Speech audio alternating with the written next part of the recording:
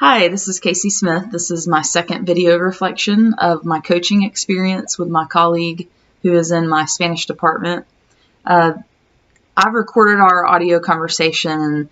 I walked through the GROW model with him. I did not reference that to him, but that was sort of by my side to kind of keep me focused on, before we move to the R, before we move to the O, making sure that we hit each of those steps. And while we spoke, I audio recorded, of course, and then later listened back and have this informal data sheet, which I'm going to include in my materials and evidences. But the main thing I was listening to here, this is him and this is me.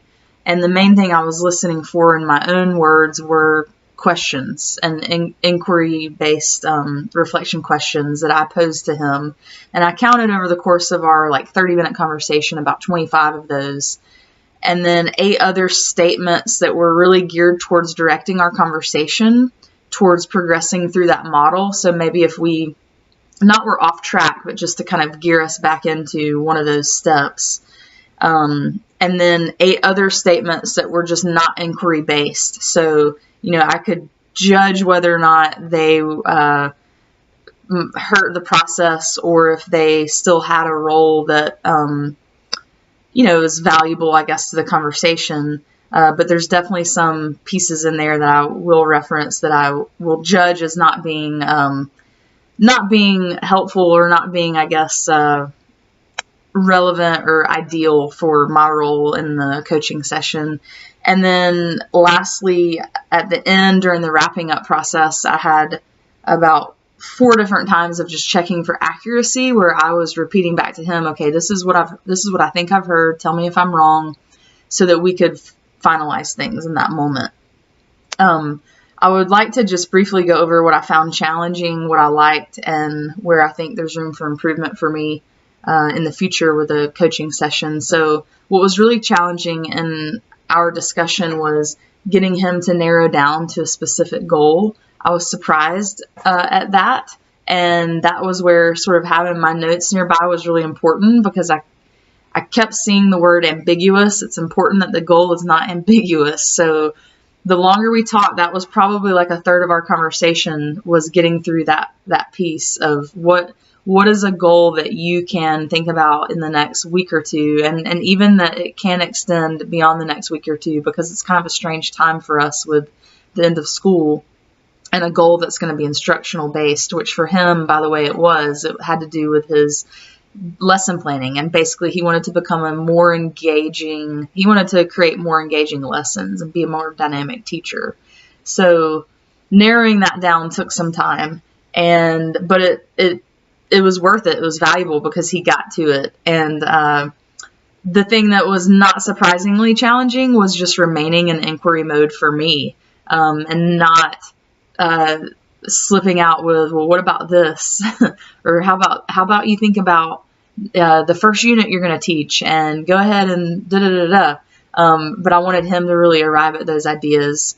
And one thing that threw me for a loop was that he actually asked me some questions, which I think is reflective of our relationship in general, and the fact that we've never done a coaching session before. So that just kind of threw me for a loop in the moment, because I was so set on, I need to be asking questions and I need to be listening to him. What I liked was, because of our relationship that's already established and there's already trust there, I liked that the process was very natural for us. And so that speaks to the value of a coaching session being perhaps even more perhaps helpful in a situation where there is trust already. And I also just like the general nature of the design, the purpose of a coaching session, that it's about solutions and about improvement for this other person, because I'm all about that. I feel like I do that a lot of times in life with people in my life. But this sort of has like a more specific framework. So I really like that for my professional surroundings. Where I think there's room for improvement for me in the future has to do with how my ideas could actually guide my questioning. So I mentioned that, of course, I had ideas that I wanted to say out loud.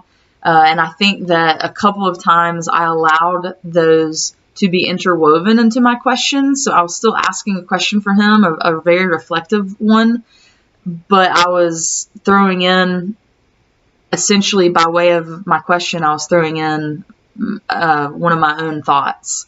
So I don't know if that's wrong or that's off track, but I think that that's a way to, as a coach, if you are listening well and you are listening to the solution that they're trying to get to and the options that they have for getting there, I think that's a way to help guide questions.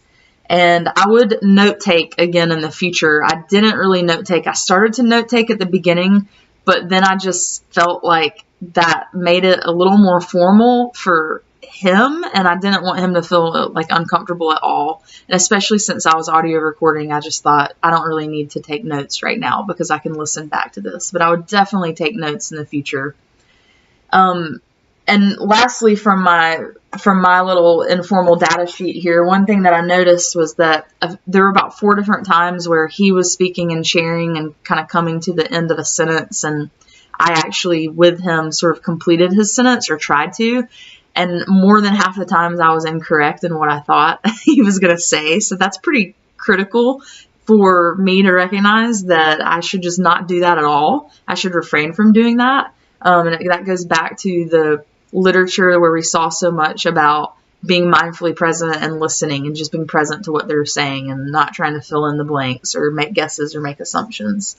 To conclude, I would just say that one of the reflection articles that Dr. Carr provided by Osterman, they talk about how important reflection is to the learning experience, to the learning process. And I think this really came full circle for me in this experience because I have been watching how I've been reading, I guess, through my coursework so much in the program about reflection and how important it is in experiential learning experiences for students. And so then I found myself in that, which was pretty cool with this assignment.